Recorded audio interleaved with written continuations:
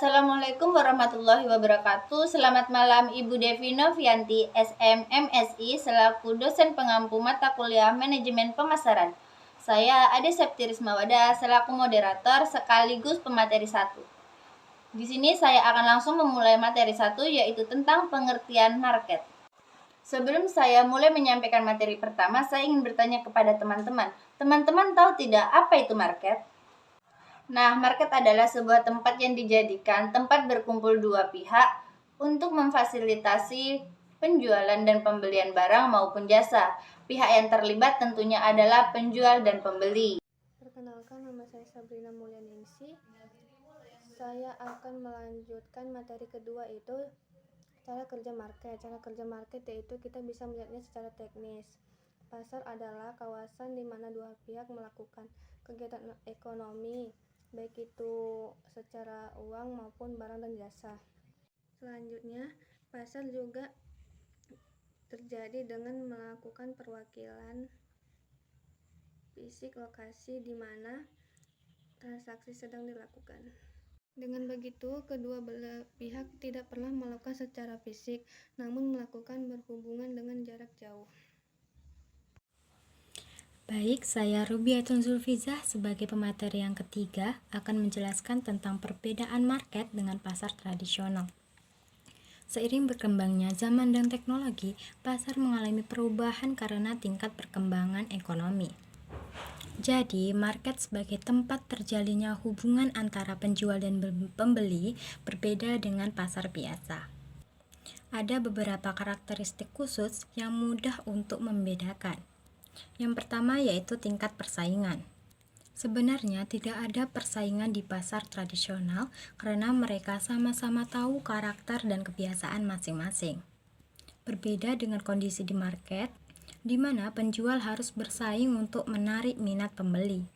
Yang kedua yaitu kondisi barang yang dijual. Biasanya orang-orang sudah tahu dengan kesegaran sayuran dan buah di pasar tradisional.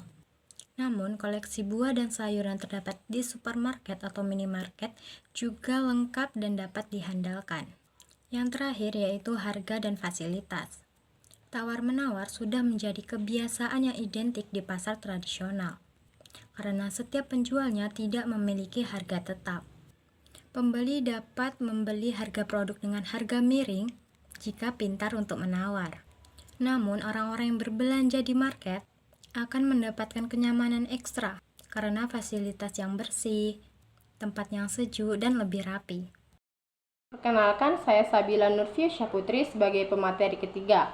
Saya akan menyampaikan materi tentang jenis dan contoh market. Yang pertama ada pasar fisik, contohnya yaitu gerai retail. Yang kedua ada pasar virtual, yaitu a retailer. Yang ketiga ada marketplace, merupakan platform online yang mempertemukan antara penjual dan pembeli untuk melakukan transaksi jual beli barang dan jasa. Contoh dari marketplace yang ada di Indonesia yaitu Shopee, Lazada, Blibli, Bukalapak, bahkan yang tren sekarang adalah TikTok Shop. Yang keempat itu ada equity market.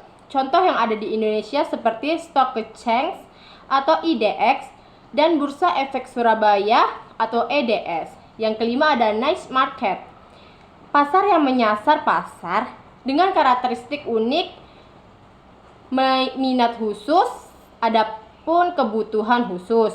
Contohnya seperti pasar produk organik, toko buku anak, toko peralatan olahraga golf. Baik, selanjutnya manfaat pasar itu ada dua bagian, yaitu yang pertama membantu memperlancar penjualan hasil produksi dan memudahkan memperoleh barang atau jasa yang dibutuhkan. Yang kedua, membantu menyediakan segala macam barang dan jasa. Ciri-ciri pasar adalah 1. Terdapat penjual dan calon pembeli. 2. Terdapat barang atau jasa yang akan diperjualbelikan. 3. Terdapat proses permintaan dan penawaran. 4. Terdapat interaksi antara pembeli dan penjual, baik secara langsung maupun tidak langsung. 5. Terdapat tawar-menawar. 6. Pasar dapat berupa tempat fisik seperti gerai retail atau virtual seperti pialang daring. Tantangan dan strategi dalam marketing. Banyak saingan, pelanggan berubah-ubah, teknologi terus maju, kondisi ekonomi tidak stabil, dan aturan yang sering berubah. Itu adalah merupakan tantangan yang terjadi di marketing. Sementara strategi yang bisa kita lakukan adalah kenali pelanggan dengan baik, bikin produk beda dari yang lain, selalu ada inovasi baru, manfaatkan teknologi digital, promosikan produk, dan kerjasama dengan yang lain. Atau kita bisa menggunakan strategi umum yang bisa digunakan orang, yaitu masuk ke pasar baru, buat produk baru, atau coba bisnis yang lain. Intinya, bisnis itu kayak naik roller coaster, kadang naik, kadang turun. Yang penting, kita harus terus belajar dan menyesuaikan diri.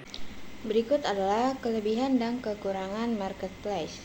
Kelebihannya yaitu yang pertama, modal yang diperlukan relatif kecil, yang kedua, produk yang dijual beragam, yang ketiga, promosi mudah, keempat, sistem yang baik sudah tersedia, yang kelima, pasar sudah terbentuk. Kekurangannya yaitu satu, persaingan ketat, yang kedua, keadaan pasar sporadis, yang ketiga, tidak bisa memaksimalkan branding bisnis, yang keempat, ada kebijakan tertentu yang wajib dipatuhi, yang kelima, hubungan brand dengan pelanggan terbatas, keenam, kontrol pembayaran terbatas.